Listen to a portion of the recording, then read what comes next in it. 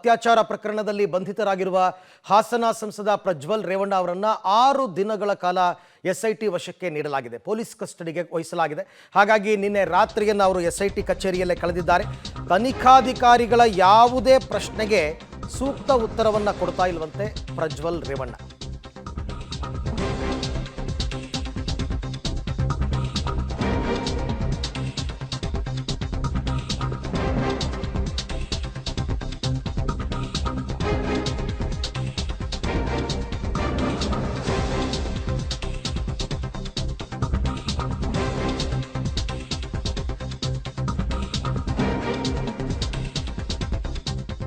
ಅತ್ಯಾಚಾರ ಪ್ರಕರಣದಲ್ಲಿ ಬಂಧಿತನಾಗಿರುವ ಪ್ರಜ್ವಲ್ ರೇವಣ್ಣ ಅಪ್ಪನ ಹಾದಿಯಲ್ಲೇ ನಡೆದಿದ್ದಾರೆ.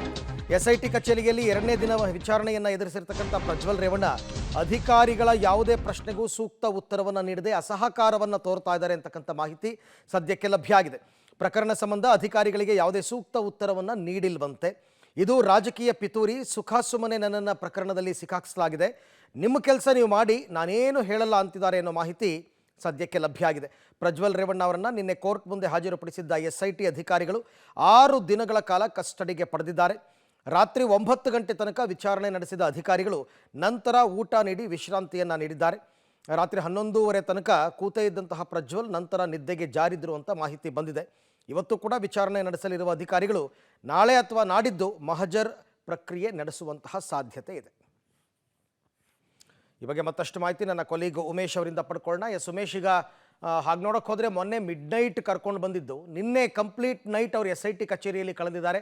ಸೊ ಯಾವಾಗ ಪೊಲೀಸ್ ಕಸ್ಟಡಿಗೆ ಕೋರ್ಟ್ ಕೊಡ್ತು, ಅದಾದ ನಂತರದ ವಿಚಾರಣೆ ಹೇಗಾಯಿತು, ನಿನ್ನೆ ರಾತ್ರಿಯನ್ನು ಹೇಗೆ ಕಳೆದರು ಸಂಸದರು ಅಂತ?